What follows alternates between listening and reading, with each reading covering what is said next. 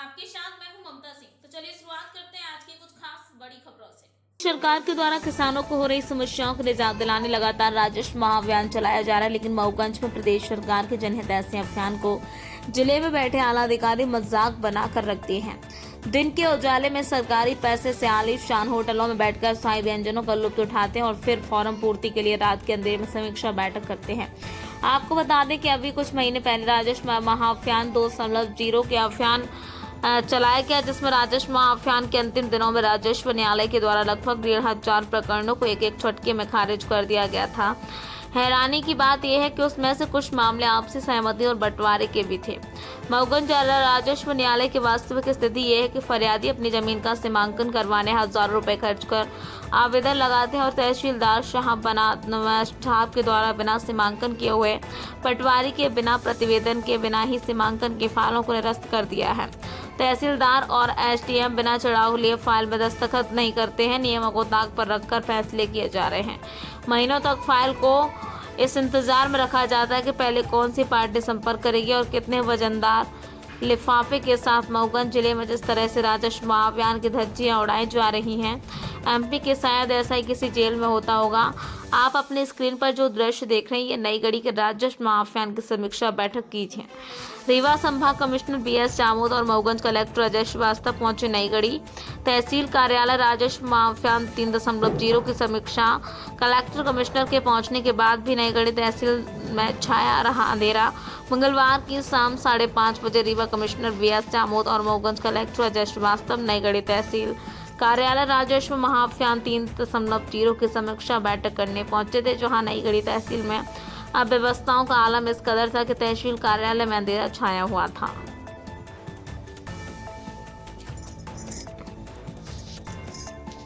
आपका कुछ विशेष है? अंधेरा तो नहीं, इधर अंधेरा तो नहीं। यहाँ के विस्थापित जो परिवार हैं, किसान हैं, आदिवासी भाई हैं, उनकी परेशानी थी। मैं पहले भी सिंगरौली दौरे पे आया था, उनकी मांग थी। मैं समझना चाहता था कि यहाँ पर वर्तमान स्थिति क्या है। हमारे कमलेश्वर भाई, अन्य साथी सभी लोगों को था कि एक बार आप आए तो अगर उनके अधिकारों को प्रति छलावा किया जा रहा है, कोई कोल माइंस की अगर किसी की है, किसी की बपोती नहीं है।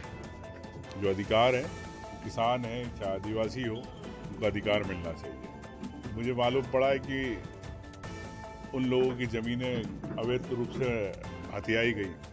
तो मैं समझना चाहता हूँ ज़मीन पे जाके क्या स्थिति है वर्तमान, और उनके अधिकारों की हम कांग्रेस पार्टी पूरी तरह लड़ाई। तो प्रदेश में डीएपी और यूरिया की बड़ी कमी हो गई, किसान लाइन पे लग रहे हैं और परेशान हो रहे हैं। इससे क्या किसान लाइन पे लग रहा है और मुख्यमंत्री लंदन में घूम रहे हैं। मुख्यमंत्री जी को किसानों की याद नहीं आई जब लंदन थे। मुख्यमंत्री जी अगर लंदन की बजाय मोरक्को जाते, ब्राज़ील जाते, चाइना जाते, अमेरिका जाते, जहां से खाद हमेशा हिंदुस्तान को आता रहा, तो समझ में आता है कि आपने किसानों के दर्द और उनके आंसू पोंछने की बात करी। लेकिन मुख्यमंत्री जी लंदन में जाके डायनासोर के अंडे देखते रहे। तो किसान यहाँ पे परेशान है। लेकिन कांग्रेस पार्टी इस बात को लेकर 16 तारीख को आने वाली विधानसभा में किसानों की बात को लेके, इनके वादों को लेके पूरी तरह मजबूती के साथ विपक्षी भूमिका है, जिसमें किसान लगातार परेशान है। और रेल की जो नई नीति आई, उसमें बेरोजगारों को रोजगार देने का है ही नहीं। इस पर कांग्रेस पार्टी क्या एक्शन है? देखिए, मैं इस बारे में मैं फिर एक दौरा करूँगा अलग से, ये मैं आपसे कहना चाहता हूँ। और जिस प्रकार से भू अर्जन हुआ और उसका मुआवजा बांटा गया, उसमें भी गड़बड़ हुई, घोटाले हुए, ट्रैक बदले गए। यहाँ की विधायिका ने भी उसमें हस्तक्षेप किया, ऐसी जानकारी मिली मुझे। तो उस चीज़ को वस्तुस्थिति देखेंगे। कई लोग ऐसे हैं जिन्होंने रातों रात घर बना लिए और उनको लाखों करोड़ों रुपए मिल गए। वो मेरी जानकारी में है। इस पे भी कांग्रेस पार्टी पूरी नज़र रख के कार्रवाई करेगी।